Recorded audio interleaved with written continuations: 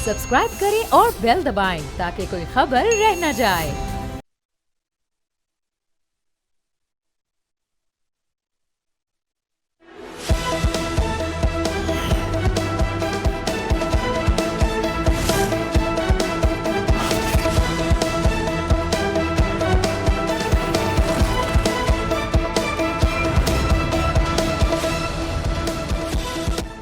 अस्सलाम वालेकुम, प्रोग्राम में खुशामदीद। मैं हूं अफसा कोमल। ऐसा नज़र आता है कि सदर ट्रंप ने इसराइल के साथ मिलकर जो यकतरफा जंग ईरान से शुरू की थी उसमें वो तनहा होते जा रहे हैं और उनके कोई भी इत्तेहादी उनका आबनाए हुर्मुज़ को खुलवाने के लिए या उस पर कब्जा हासिल करने के लिए साथ देने को तैयार नहीं है। सदर ट्रंप की तरफ से अपने नेटो के इत्तेहादियों, यूरोपीय ममालिक, बरतानिया, जापान और चीन से आबनाए हुर्मुज़ खुलवाने के लिए बहरी मदद की दरख्वास्त की गई थी, मगर उनके अहम तरीन इत्तेहादियों ने उनकी ये अपील मुस्तरद कर दी है। बरतानवी वज़ीर आज़म केयर स्टारमर ने आज साफ अल्फाज में इस पे इनकार करते हुए कहा कि हम इस जंग का हिस्सा नहीं बनेंगे। आबनाए हुर्मुज़ को खुलवाना इतना आसान काम नहीं है। सिर्फ बरतानिया नहीं, जर्मनी ने भी सदर ट्रंप को साफ इनकार किया है। जर्मन वज़ीर दिफा ने बल्कि उनसे जवाबन एक सवाल ही पूछ लिया और कहा कि सदर ट्रंप यूरोप से ऐसी क्या तवक्को रखते हैं जो उनकी अपनी अमरीकी बहरिया नहीं कर सकती। ईरान जंग, उन्होंने कहा कि हमारी नहीं है और न ही हमने इसको शुरू किया है, इसलिए इस जंग में शामिल नहीं होंगे। इसके अलावा जापान की वज़ीर आज़म ने अपनी पार्लियामान को बताया कि आबनाए हुर्मुज़ में तेल बरादर जहाज़ों की हिफाजत के लिए बहरी जहाज़ भेजने का जापान का कोई फैसला अभी उन्होंने नहीं किया है। इस हवाले से एक और इत्तेहादी ऑस्ट्रेलिया की वज़ीर ट्रांसपोर्ट ने एक इंटरव्यू में वाज़ेह किया कि ऑस्ट्रेलिया आबनाए हुर्मुज़ में जंगी बहरी जहाज़ भेजने का इरादा नहीं रखता, अलबत्ता मुत्तहिदा अरब अमारात में मौजूद अपने शहरियों के तहफ़्फ़ुज़ के लिए दिफाई ताउन के तहत तैयारे फराहम किए जा रहे हैं। इसके अलावा फ्रांस ने भी इस पहले ही अपना मौक़िफ़ वाज़ेह किया था कि वो अपनी बहरी जहाज़ इस मौके पर नहीं भेजेंगे। जनूबी कोरिया अलबत्ता कोई वाज़ेह इनकार नहीं कर रहा, लेकिन कुछ वक्त लिया हुआ है इस दरख्वास्त पे गौर करने के लिए। इसके अलावा चीन की तरफ से भी कोई वाज़ेह जवाब नहीं आया है। तो इत्तेहादियों की तरफ से तो एक साफ जवाब है। इसके बाद सदर ट्रंप अब नेटो ममालिक को ख़बरदार कर रहे हैं, धमकियाँ दे रहे हैं कि अगर अमरीका के इत्तेहादियों ने साथ न दिया तो फिर नेटो का मुस्तकबिल भी ख़तरे में पड़ेगा। इस सारी सूरत हाल में एक और चीज़ भी देखने में आई, डोनाल्ड ट्रंप अब मुज़ाकरात का जिक्र भी एक बार फिर से करें और इसके बाद अब ईरान ने अपनी पोजीशन एक बार फिर से वाज़ेह की है। ईरानी वज़ीर ख़ारजा ने कहा कि हम ना तो किसी किस्म के मुज़ाकरात की ख्वाहिश हमने ज़ाहिर की है और ना ही जंग बंदी के हवाले से कोई दरख्वास्त कर रहे हैं। ईरान इस वक्त किसी भी सीज़ फायर या बातचीत के लिए तैयार नहीं है। अब ये ईरान का एक मौक़िफ़ है जो उन्होंने अपनी तरफ एक बार फिर से दोहराया है। दूसरी तरफ नाजरीन, ईरान जो है वो अरब ममालिक के हवाले से मुसलसल हमले करने के हवाले से अपनी पॉलिसी पर भी गामज़न है, जिसे मुत्तहिदा अरब अमारात में की जो एक नुमाइंदा हैं वज़ीर बराए इंटरनेशनल कॉरपोरेशन रीम अल हाशमी, उन्होंने इस पर एक अपना मौक़िफ़ दिया है, यूएई का मौक़िफ़ दिया है, जिसमें वो ये कहती हैं कि हमारे लिए ये हैरान कुन बात है कि ईरान अरब ममालिक, गल्फ़ ममालिक को क्यों निशाना बना रहा है। और अब आखिर में आपको ये भी बता दें कि पाकिस्तान का भी इस कशीदगी के ख़ात्मे के लिए एक मुतहरिक किरदार है। और आज ईरानी वज़ीर ख़ारजा ने उर्दू ज़ुबान में एक पैगाम जारी किया जिसमें उन्होंने ईरान की हिमायत करने पर हुकूमत पाकिस्तान और पाकिस्तान के अवाम का खुसूसी शुक्रिया अदा किया। हम प्रोग्राम में जानने की कोशिश करेंगे कि क्या पाकिस्तान अब ईरान और अरब ममालिक के साथ एक मुतवाज़िन पोजीशन बरकरार रख सकेगा इस तनाज़े में, और साथ ही आबनाए हुर्मुज़ के मामले पर नेटो इत्तेहाद का मुस्तकबिल अब क्या होगा। इस पर बात करने के लिए हमारे साथ मौजूद हैं जावेद हुसैन साहब, पाकिस्तान के साबिक सफ़ीर बराए ईरान, और हमें ज्वाइन कर रहे हैं जनाब आसिफ दुरानी साहब, आप पाकिस्तान के साबिक सफ़ीर और नुमाइंदा खुसूसी बराए अफ़गानिस्तान भी रह चुके हैं। नाज़रीन, आज के प्रोग्राम के दूसरे हिस्से में हम पाकिस्तान और अफ़गानिस्तान के दरमियान जारी कशीदगी के हवाले से भी बात करेंगे। आप दोनों का बहुत बहुत शुक्रिया। जावेद हुसैन साहब, ये इतना खुलकर किसी अमरीकी सदर का नेटो से मदद मांगना और नेटो के इत्तेहादी ममालिक की तरफ से एक एक करके उससे इनकार करना, ये और फिर जवाबी तौर पे सदर ट्रंप की तरफ से उनको धमकियाँ, ये कितनी गैर मामूली सूरत हाल है और क्या मुस्तकबिल नज़र आता है आपको नेटो इत्तेहाद का? ना सिर्फ ये गैर मुतवक्को है चीज़, बल्कि तशवीशनाक भी है, क्योंकि जिस तरह से खुल के बरतानिया और जर्मनी ने और फ्रांस ने भी इस जो वॉर है उसका हिस्सा बनने से इनकार किया है, उसे लगता है कि ट्रंप साहब ने और उनके जो मशीर थे और उनके जो साथी थे जिन्होंने फैसला ये किया था इसराइल के साथ मिलकर ईरान पे हमला करने का, उन्होंने बड़ी सीरियस मिसकैलकुलेशन की है। उनका ख्याल ये था कि वो जो ईरान की जो टॉप सियासी और अस्करी जो क़यादत को ख़त्म करने के बाद ईरान की हुकूमत जो है सिंपली सरेंडर कर देगी और वो फिर अपनी मर्ज़ी की वहाँ पे हुकूमत बनवाने में کامیاب ہو جائیں گے. یہ میرا خیال میں خام خیالی تھی, سیریس کیلکولیشن تھی, اور ان کا یہ صرف ایسی لیڈرشپ یہ فیصلہ کر سکتی تھی جس کو ایران اور ایرانی قوم کے بارے میں کوئی پتہ نہ ہو یا اس کو انہوں نے اچھی طرح سمجھنے کی کوشش نہ کی ہو. ایران وہی قوم ہے جس نے عراق کے ساتھ 8 سال تک مقابلہ کیا, جبکہ عراق نے حملہ اس وقت بھی ویسٹرن کنٹریز کی شہ پر کیا تھا اور اس کو پوری انٹیلیجنس اور دوسری سپورٹ عراق کو تھی, پھر بھی ایرانیوں نے 8 سال تک اس کا مقابلہ کیا.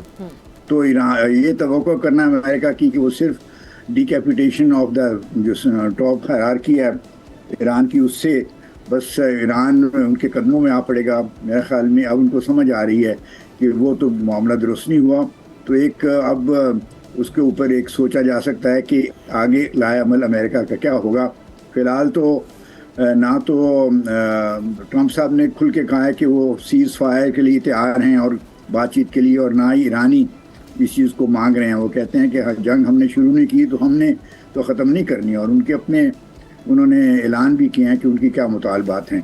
تو اس لیے امیڈیٹلی جنگ تو بند ہونے کا میں نہیں سمجھتا کہ کوئی ایسا توقع کی جا سکتی ہے کہ اگلے چند دنوں میں یہ بند ہو جائے گی. جہاں تک خلیج ہرمز کا تعلق ہے, اسٹریٹ آف ہرمز آبنائے ہرمز, تو اس کے بارے میں یہ بھی اب کلیئر ہو رہا ہے کہ امریکہ نے یہ سارا جو آپریشن لانچ کیا ہے یہ اپنی اتحادیوں سے, جو نیٹو اتحادیاں ان کے ساتھ مشورہ کیے بغیر کیا ہے. اور وہ اب یہ کھل کے کہہ رہے ہیں کہ جس جنگ کا آپ نے شروع کیا ہے اپنے طور پہ وہ نیٹو کی وار نہیں ہے, نیٹو کی لڑائی نہیں ہے, تو ہم کیوں اپنے نیول شپس وہاں بھیجیں. اور اس سے جیسے آپ نے پہلے پوائنٹ آؤٹ کیا ہے, جو امریکہ کو, امریکن لیڈرشپ پریزیڈنٹ ٹرمپ صاحب کو اچھا خاصا دھچکا پہنچا ہے, ان کو مایوسی ہوئی ہے, اور وہ پھر اس مایوسی میں بیان ایسے دے رہے ہیں جس میں دھمکی آمیز چیزیں بھی شامل ہیں. تو نظر یہ آتا ہے کہ ابھی یہ جنگ کچھ عرصہ چلے گی, اور آہستہ آہستہ پھر جب جیسے جیسے صورتحال اور اسٹیبل ہوگی, ان دا سینس کہ دونوں سائڈوں کو پتہ چلے گا کہ وہ لڑائی کے ذریعے اپنے مقاصد حاصل نہیں کر سکتے, تو پھر اس صورت میں چند دنوں میں ہو سکتا ہے کچھ ہفتوں کے بعد کچھ وہاں پہ سیز فائر کی طرف یا وہ صورتحال چلے, اور اس کے بعد پھر یہ ہوگا کہ مذاکرات کا کوئی دروازہ کھولا جا سکے. لیکن مذاکرات آسان نہیں ہوں گے, اس لیے کہ ایران نے جو مطالبات کیے ہیں کہ سیز فائر جو ہے جنہوں نے حملہ شروع کیا ہے وہ سیز فائر کریں, اور ایک گارنٹیز یہ ہوں کہ دوبارہ اس قسم کی حرکت نہیں کریں گے جیسے انہوں نے دوسری دفعہ کی ہے. اور تیسرا یہ ہے کہ انہوں نے وار ریپریشنز مانگی ہیں, جس کے اوپر میرا خیال ہے کہ امریکہ تو تیار شاید کیا یقینی طور پہ کہا جا سکتا ہے کہ وہ ماننا اس کے لیے بڑا, یعنی ٹرمپ صاحب کے لیے لائک پولیٹیکل سوئسائڈ. تو وہ یہ چیزیں تینوں شرطوں, تیسری شرط کو تو بالکل ہی ماننے کے لیے میرے تیار نہیں ہوں گے. تو ہو سکتا ہے کہ باہر میڈیا نکالا جا سکے کہ جس سے دونوں سائڈوں کا فیس سیونگ بھی ہو جائے اور جنگ بندی ہو جائے, اور پھر کوشش یہ کی جائے کہ اس قسم کی جنگ دوبارہ کوئی فریق شروع نہ کر سکے, اور جو وہاں کے خطہ ہے اس میں دوبارہ امن و ثبات ہو, اور یہ جنگ سے جو اس کے پھیلنے کا خطرہ ہے اس سے گریز کیا جا سکے. درانی صاحب, اب یہ سیز فائر کا تو اتنا ذکر نہیں ہے جتنا ہمیں ایک صدر ٹرمپ کا انحصار اسٹریٹ آف ہرمز کو بھی اس پہ قابض ہونے یا اس کا کچھ دیر کے لیے مختصر وقت کے لیے اس کا کنٹرول سنبھالنے یا اس کو کھلوانے کی بات ہے, اس پہ وہ کلیئرٹی سے بات نہیں کرتے. آپ کی نظر میں کیا ظاہر کر رہا ہے جو نیٹو اتحادیوں کا رد عمل آ رہا ہے, اور ساتھ میں چین سے بھی انہوں نے درخواست کی تھی, چین کا ان کا چند دنوں بعد ایک دورہ ہے جو ہمیں نظر آ رہا ہے کہ اس کو وہ مشروط کر رہے ہیں کہ اس حوالے سے چین ان کی کوئی مدد کرتا ہے یا نہیں, اور چین کو یاد بھی کروا رہے ہیں کہ آبنائے ہرمز سے تیل سپلائز کا سب سے زیادہ جو ہے وہ چین کا انحصار رہتا ہے, ان کا یہ ایک انٹرسٹ اس میں ہونا چاہیے چین کا. سو آپ کی نظر میں چین مذاکرات کے حوالے سے کوئی کردار ادا کر سکتا ہے کہ معاملات سیز فائر کی طرف جائیں؟ آپ کیسے دیکھ رہے ہیں آج کی ڈیولپمنٹس کو؟ ایک تو میں ابھی خیال میں الجزیرہ یا یہ TRT پہ یہ بات ہو رہی کہ شاید یہ پوسٹ پون ہو جائے وزٹ چائنا کا پریزیڈنٹ ٹرمپ کا, تو ابھی حتمی بات نہیں ہے لیکن یہ بات ہو رہی. اور دوسرا یہ ہے کہ چین جو ہے اس کو تو بہرحال ایران کی طرف سے تو گارنٹیز ہیں اس کے اپنا ہرمز سے سیف پیسیج کی, اور چین ویسے بھی ایران کا اسٹریٹجک پارٹنر, تو اس میں پریزیڈنٹ ٹرمپ اس پوزیشن میں نہیں ہے کہ وہ چین کو کوئی ٹرمز ڈکٹیٹ کر سکتے. اور جہاں تک خود آبنہ ہرمز کی بات ہے تو اس میں ایران کا بہرحال اپر ہینڈ ہے بنسبت امریکہ کی.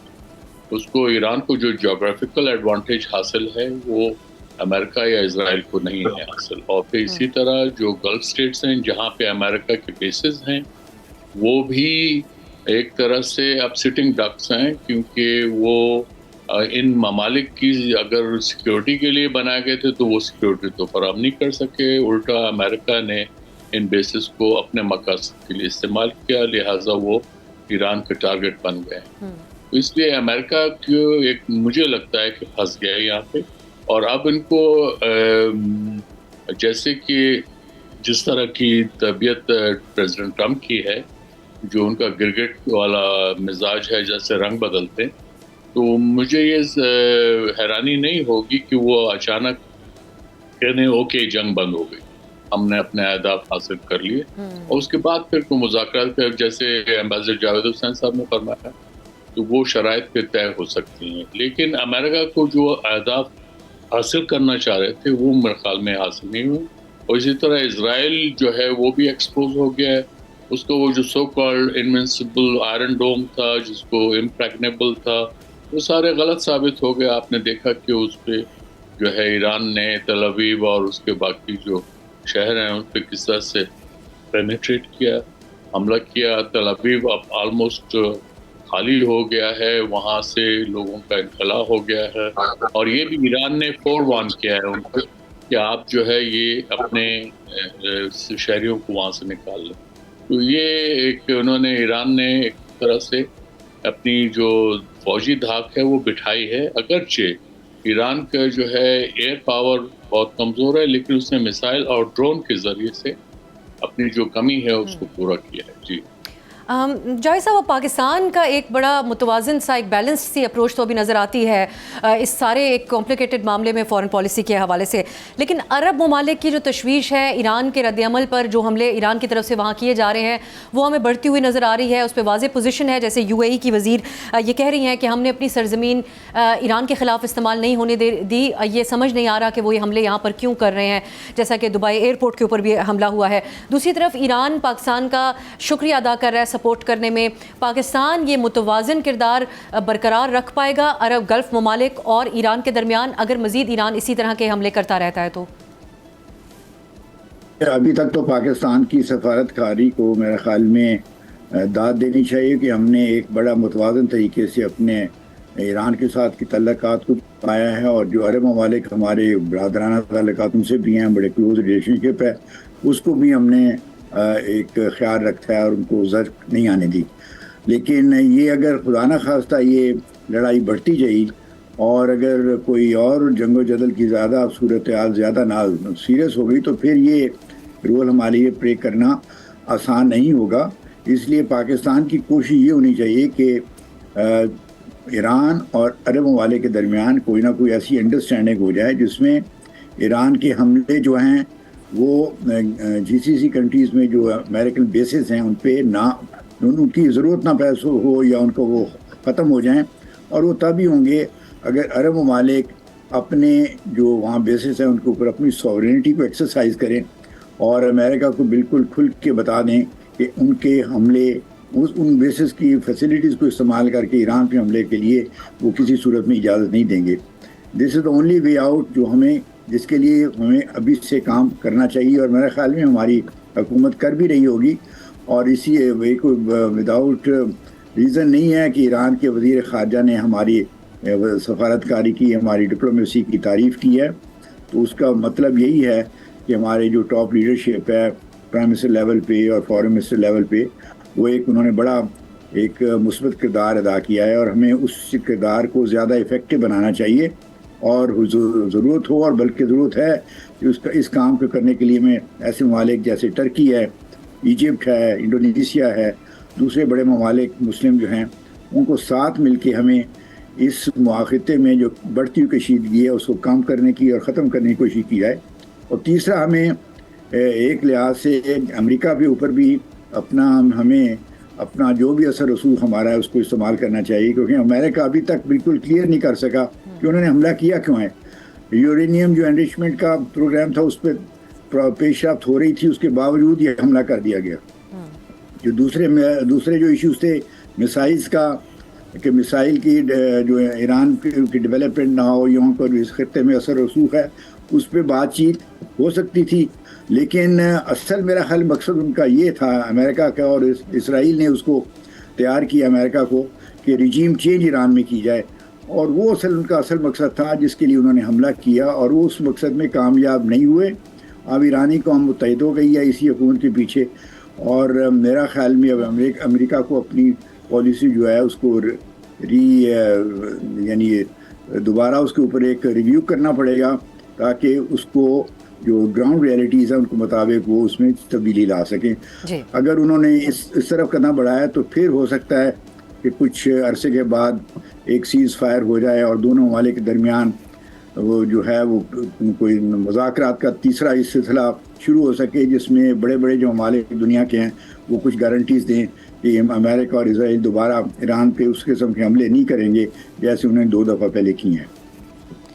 جائے صاحب، پھر مختصراً یہ بھی آپ فرمائیے گا، عرب ممالک اب یہ انحصار جو ان کا امریکہ کے حوالے سے رہا، آپ کو نظر آتا ہے کہ اگر یہ معاملہ آگے بڑھے گی جنگ یا رک بھی جائے تو وہ ایک بار اس پہ ضرور سوچیں گے کہ جو امریکہ کے حوالے سے ان کا انحصار رہا ان اقتصادی نقصانات کے بعد، جو اس چند دن کی ون سائیڈڈ ٹرمپ کی فیصلہ سازی کے تحت کی گئی جنگ ہے، اس میں؟ بالکل آپ کی بات درست ہے کہ اب جب یہ جنگ ختم ہو جائے گی اور تھوڑا ان والے کو سوچنے کا موقع ملے گا تو ان کو نظر آئے گا کہ یہ جو بیسس انہوں نے اجازت دی تھی امریکہ کو بنانے کے لیے، اپنی سیکیورٹی کو اسٹرینتھن کرنے کے لیے، وہ الٹا ان کے گلے پڑ گئے ہیں کہ ان کی وجہ سے ان کے اوپر حملے ہو رہے ہیں. ورنہ ایران کو ان کے ممالک پہ حملہ کرنے کی کوئی ضرورت نہ ہوتی اگر وہاں پہ امریکن ملٹری بیسز نہ ہوتے.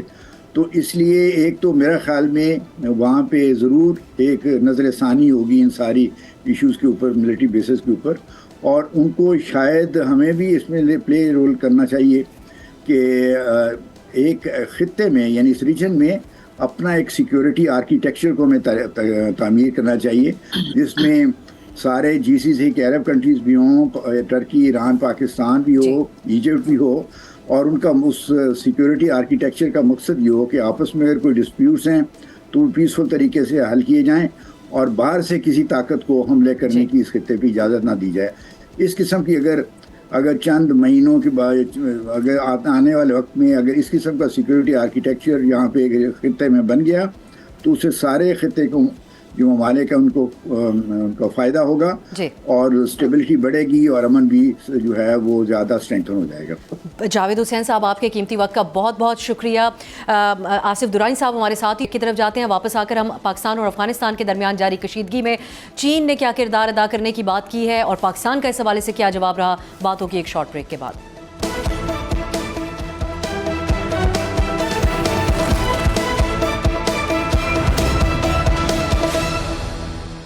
بریک کے بعد خوش آمدید. افغانستان کی طرف سے اسلام آباد پر حالیہ ڈرون حملے کرنے کی کوشش کے بعد سے پاک افغان کشیدگی اب مزید بڑھ گئی ہے. پاک فضائیہ نے قندھار اور کابل میں افغان طالبان رجیم کے اہم ٹھکانوں اور انفراسٹرکچر کو نشانہ بنایا، جبکہ پاک افغان بارڈر پر بھی ایک دوسرے پر حملوں کا سلسلہ جاری ہے. اس کشیدگی کے خاتمے کے لیے چین کی طرف سے کوششیں کی جا رہی ہیں، اور اس سلسلے میں چینی وزیر خارجہ وانگ جی اپنے افغان اور پاکستانی ہم منصبوں سے رابطے میں ہیں. چینی وزارت خارجہ کے افغان امور کے خصوصی ایلچی نے افغانستان اور پاکستان کے درمیان شٹل ڈپلومیسی کا آغاز کیا. چینی وزارت خارجہ کے مطابق چین اب یہ امید کرتا ہے کہ افغانستان اور پاکستان پرسکون رہیں اور تحمل کا مظاہرہ کریں اور جلد از جلد جنگ بندی کرنے کی کوشش کریں.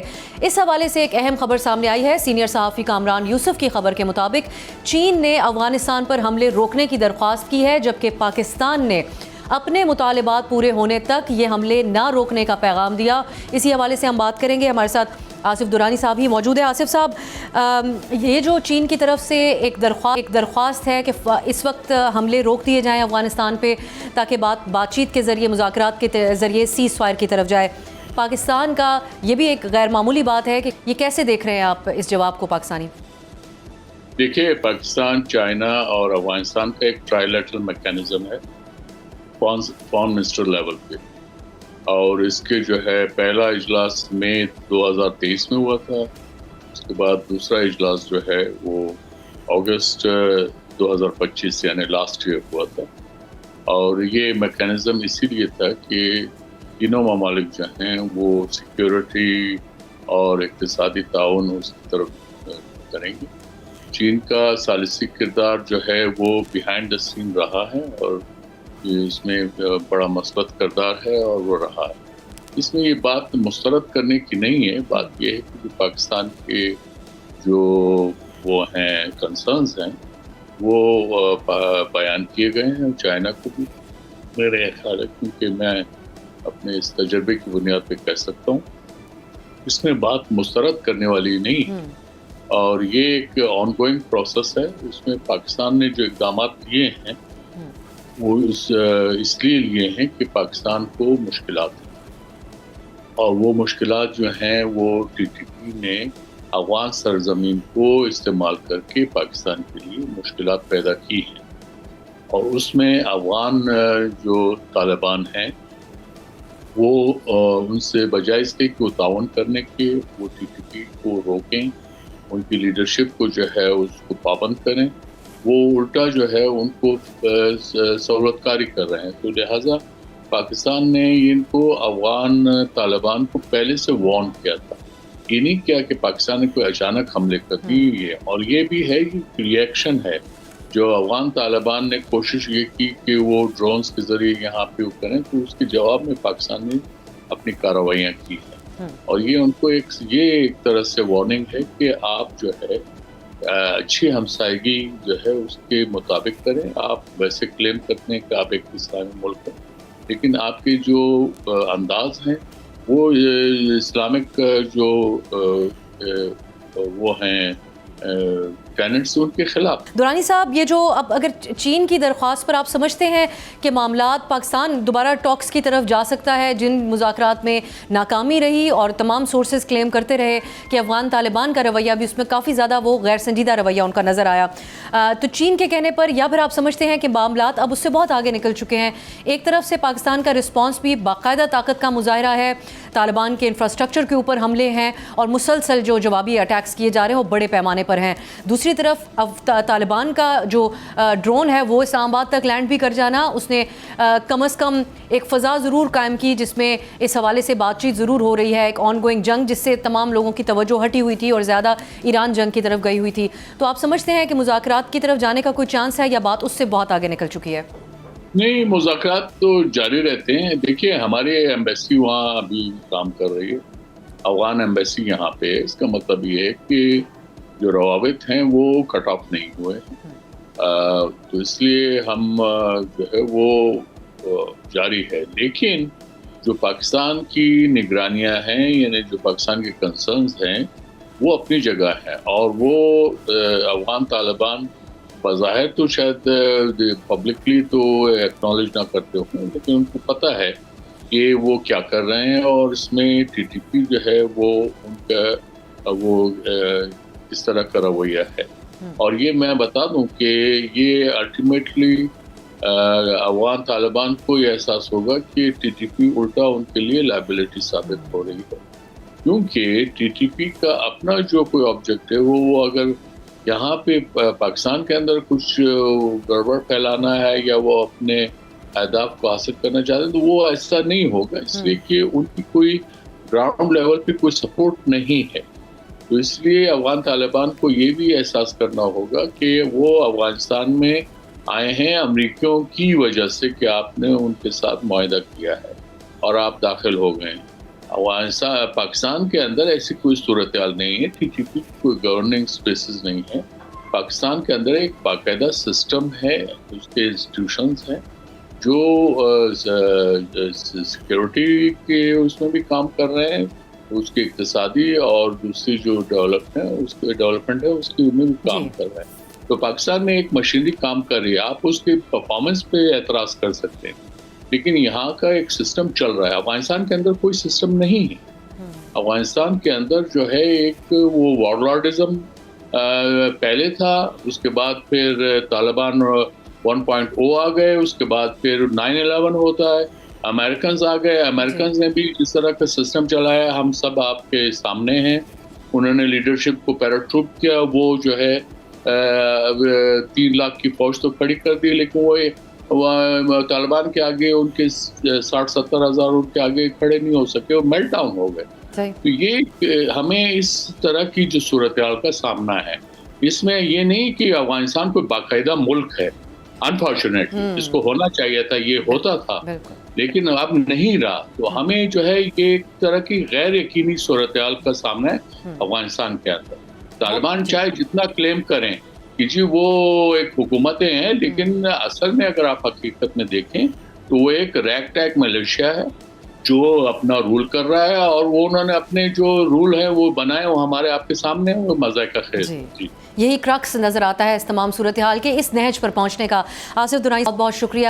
ناظرین، درانی صاحب یہ کہہ رہے تھے کہ افغان طالبان کی رجیم کے لیے بھی ایک لائبلٹی بنتی جا رہے ہیں اور یہ ان کو محسوس ہوتا ہے اب کہ ٹی ٹی پی اور جو دہشت گرد تنظیمیں وہاں سے آپریٹ کر رہی ہیں. پاکستان اس بات کو لے کر بہت سنجیدہ ہے کہ اگر ہمارے مطالبات تسلیم کرتے ہوئے اس دہشت گردی کو نہ روکا گیا تو یہ کشیدگی مزید آگے بڑھے گی. پاکستان جوابی حملے کرتا رہے گا. اس جنگ اور آبنائے ہرمز کی بندش کے جو اقتصادی اور معاشی حوالوں سے جو اثرات ہو رہے ہیں، ایک بریک کے بعد ہم اس پر بات کریں گے، اور بالخصوص پاکستان کی حکومت کی جو اس حوالے سے فیصلہ سازی ہے وہ کتنی مؤثر ہے. اس پہ بات کرنے کے لیے ہمارے ساتھ ڈاکٹر عابد سلیری صاحب موجود ہوں گے ایک شارٹ بریک کے بعد.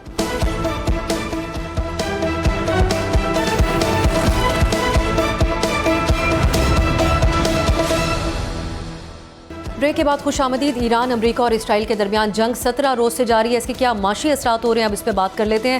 ایران نے امریکہ اور اس کے اتحادی عرب ممالک پر دباؤ بڑھانے کے لیے آبنائے ہرمز کو بند کیا ہوا ہے، جس کا اثر عالمی مارکیٹس کے اوپر پڑ رہا ہے. پاکستان کی معیشت بھی اس جنگ سے بری طرح سے متاثر ہو رہی ہے. عالمی مارکیٹ میں تیل کی بڑھتی قیمتیں حکومت پاکستان کی پریشانی بڑھا رہی ہیں.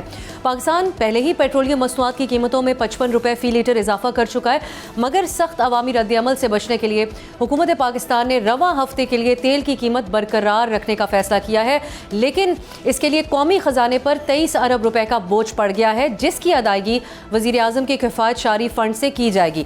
اب یہی سوال اٹھتا ہے کہ حکومت پیٹرولیم مصنوعات کی قیمتیں برقرار رکھنے کے لیے کب تک اس کفایت شاری فنڈز کا سہارا لے سکے گی یا اس پہ انحصار کر سکے گی، کتنا یہ سسٹینیبل ہے. دوسرے وفاقی حکومت کی طرف کی پریشانی جو ہے وہ صرف یہی نہیں ہے. بزنس ریکارڈر کی خبر کے مطابق اگلے ماہ 1.2 ارب ڈالر کے یورو بانڈ کی ادائیگی واجب الادا ہے، اور متحدہ عرب امارات کے $2 بلین ڈپازٹس کے رول اوور کے بارے میں بھی غیر یقینی صورتحال اس وقت برقرار ہے، اور موجودہ حالات میں نئے تجارتی قرضہ جات حاصل کرنا کافی مشکل ہوگا. اس دوران تیل اور اس کی دیگر مصنوعات کی قیمتوں میں تیزی سے اضافہ درآمدی بل کو بھی بڑھائے گا. رپورٹ کے مطابق فی الحال RLNG کی غیر موجودگی سے کچھ ریلیف ہے، لیکن اس کے نتیجے میں اپریل میں پنجاب میں لوڈ شیڈنگ کا خدشہ بھی موجود ہے. اس کے علاوہ صحافی علی خضر کی خبر کے مطابق پاکستان کی حکومت کے لیے ایک اور بھی بہت بڑا چیلنج ہے. عرب ممالک سے آنے والی ترسیلات زر میں کمی کا بھی جو چیلنج ہے وہ ایک ایکچوئل چیلنج کے طور پہ موجود ہے. ایران کے عرب ممالک کے اوپر جو مسلسل حملے جاری ہیں جس پہ ہم نے تفصیلی بات کی، اس کے بعد مشرق وسطیٰ میں تعمیراتی سرگرمیاں بھی ہم دیکھتے ہیں کہ سست ہو گئی ہیں، سیاحت کم ہوئی ہے اور ہوٹلز میں کا کام بھی نہیں چل رہا. تو ٹیکسی ڈرائیونگ کا جو کام کیا جاتا ہے اور جو دیگر سروسز پرووائڈ کی جاتی ہیں اس سے منسلک تمام لوگ بہت کم کما رہے ہیں. تو لہٰذا ملازمتوں میں آمدنی کے بہاؤ میں بے تحاشا کمی آئی بھی ہے اور مزید آنے کا بھی خدشہ ہے، اور اس کے نتیجے میں ترسیلات زر میں کمی آ سکتی ہے. تو یہ سب کچھ ناظرین ایک ایسے وقت میں ہو رہا ہے جب پاکستان نئے بجٹ کی تیاری میں مصروف ہے، اور IMF پہلے ہی پاکستان سے مطالبہ کر چکا ہے کہ پاکستان جون تک اپنے زر مبادلہ کے ذخائر کو 18 ارب ڈالر تک بڑھائے. یہ ساری صورتحال پاکستان کے لیے کتنا بڑا معاشی چیلنج بنتی جا رہی ہے، اور کیا حکومت کی جو حکمت عملی ہے وہ مؤثر ثابت ہوگی؟ اس پہ بات کرنے کے لیے ہمارے ساتھ موجود ہیں ماہر معاشی امور ڈاکٹر عابد سلیری صاحب. آپ سربراہ ہیں SDPI کے. بہت بہت شکریہ عابد صاحب آپ کے وقت کے لیے. عابد صاحب، اب اس حوالے سے حکومت کی جو فیصلہ سازی ہے اس کی سمت کس حد تک آپ اس کو درست سمجھ رہے ہیں، کیسے دیکھ رہے ہیں؟ جو تیل کی قیمتیں اس ہفتے برقرار رکھنے کا حکومت کی طرف سے فیصلہ کیا گیا ہے، اس ضمن میں جو قومی خزانے کے اوپر 23 ارب کا بوجھ ہے وہ پرائم منسٹر کی جو ریسنٹلی اناؤنس کفایت شاری کے فنڈز ہیں اس سے بتایا جا رہا ہے کہ دیا جائے گا، یہ کتنا سسٹینیبل آئیڈیا ہے؟ ویکلی ریویو کے معاملے کو، آپ کی پالیسی کو آپ کیسے دیکھ رہے ہیں؟ جیسا کہ میں نے کہا کہ ابھی تو آپ کا جو مسئلہ ہے وہ دعا کریں کہ یہ ڈی ایسکلیشن ہو جائے، ورنہ یہ قیمتوں کا مسئلہ تو رہے گا نہیں، یہ تو سپلائی کا مسئلہ بن جائے گا. ابھی آج کے دن پہ دیکھا جائے تو ہمارے پاس 27 दिन का पेट्रोल का ज़ख़ीरा है, कोई 21 दिन का डीजल का ज़ख़ीरा है, 12 दिन का फर्नेस ऑयल है, जो कि नॉर्मल हालात के लिए काफ़ी है। और मुझे काफ़ी होपफुल हूँ कि शायद एक महीने के अंदर कुछ सप्लाई, ऑल्टरनेटिव सप्लाई जो है उसकी सूरत बेहतर हो जाए। लेकिन वर्स्ट के सिनेरियो में अल्लाह ना करे कि अगर ऐसा नहीं होता तो फिर ये कीमत का मामला नहीं होगा, बल्कि ये होगा कि क्या आपके पास पेट्रोल या डीजल मिलेगा भी या नहीं मिलेगा। और अगेन मैं नाज़रीन के दोबारा कहूँ कि ज़रूरी नहीं कि ऐसा हो, लेकिन वर्स्ट के सिनेरियो में ऐसा हो भी सकता है। अब हुकूमत को अपने पॉलिटिकल स्टेट भी देखना है, हुकूमत को जो अपना पॉलिटिकल एक्सेप्टेंस है उसको भी वो दाव पे नहीं लगाना चाह रही है। और यकीनी तौर पे हुकूमत भी पूरी उम्मीद होगी कि कुछ डीएस्केलेशन हो जाए। आबिद साहब, आपका बहुत बहुत शुक्रिया। अब नाज़रीन देखना होगा कि IMF इन गैर मामूली हालात के पेश नज़र कोई कंसेशंस देता है या पाकिस्तान की हुकूमत उनको कायल करने में कामयाब होती है नहीं। आज के लिए इजाज़त दीजिए, खुदा हाफिज़।